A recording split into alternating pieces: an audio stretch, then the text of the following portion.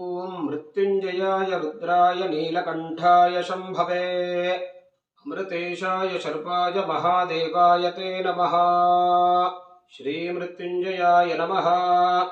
ನನ್ನ ಆತ್ಮೀಯ ವೀಕ್ಷಕರಿಗೆ ನಮಸ್ಕಾರಗಳು. ತಾವೆಲ್ಲರೂ ದತ್ತಾತ್ರೇಯನ ಕೃಪೆಯಿಂದ ಸುಖ ಸಂತೋಷವಾಗಿದ್ದೀರಿ ಅಂಥೇಳಿ ನಾನು ನಂಬಿದ್ದೇನೆ.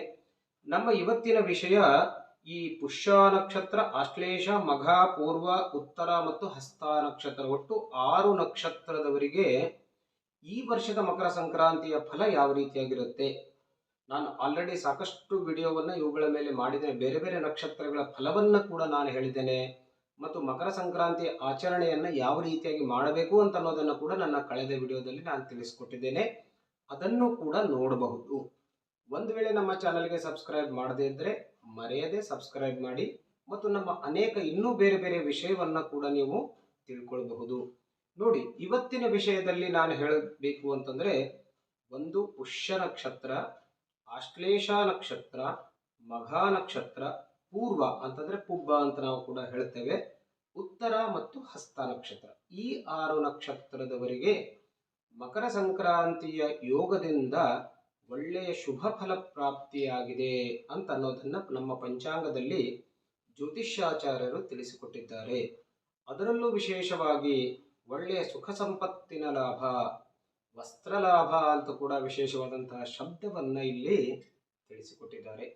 ಹಾಗಾಗಿ ಜನವರಿ 15ರ ನಂತರ ಈ 6 ನಕ್ಷತ್ರದವರಿಗೆ ಒಳ್ಳೆಯ ಯೋಗ ಬರಲಿಕ್ಕೆ ಸಾಧ್ಯತೆ ಇರುತ್ತೆ.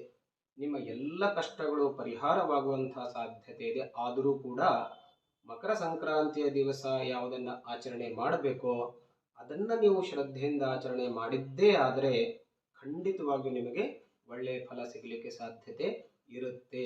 ನೋಡಿ, ಈ 6 ನಕ್ಷತ್ರದವರಿಗೆ ಮಾಡುವ ಕೆಲಸಗಳಲ್ಲಿ ಯಶಸ್ಸು, ವ್ಯಾಪಾರದಲ್ಲಿ ಅಭಿವೃದ್ಧಿ ಮತ್ತು ಧನ ಕನಕ ಸಮೃದ್ಧಿಯ ಒಂದು ಸಂಕೇತವನ್ನು ಮಕರ ಸಂಕ್ರಾಂತಿ ನಿಮಗೆ ನೀಡ್ತಾ ಇದೆ.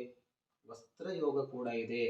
ಮನಸ್ಸಿನಲ್ಲಿ ಬಂದಂಥ ಒಳ್ಳೊಳ್ಳೆಯ ವಸ್ತ್ರವನ್ನು ನೀವು ಧಾರಣೆಯನ್ನು ಮಾಡ್ಕೊಳ್ತೀರಿ. ಅದನ್ನಂತೂ ನೀವು ಮಕರ ಸಂಕ್ರಾಂತಿಯ ದಿವಸನೇ ಧಾರಣೆ ಮಾಡ್ಕೊಳ್ತೀರಿ.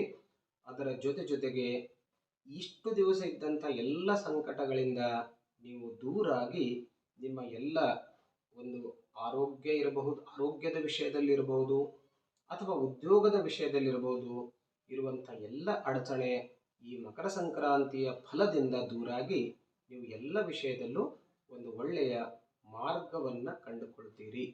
ಅದರಿಂದ ಐ ಥಿಂಕ್ 2024 ಕೂಡ ನಿಮಗೆ ಒಳ್ಳೆಯ ಫಲ ಸಿಗಲಿಕ್ಕೆ ಸಾಧ್ಯತೆ ಇದೆ. ಖಂಡಿತವಾಗಿಯೂ ಒಳ್ಳೆಯದಾಗಲಿ.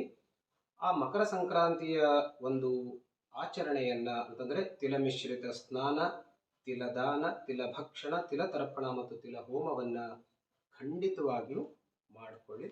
ಒಳ್ಳೆಯದಾಗಲಿ.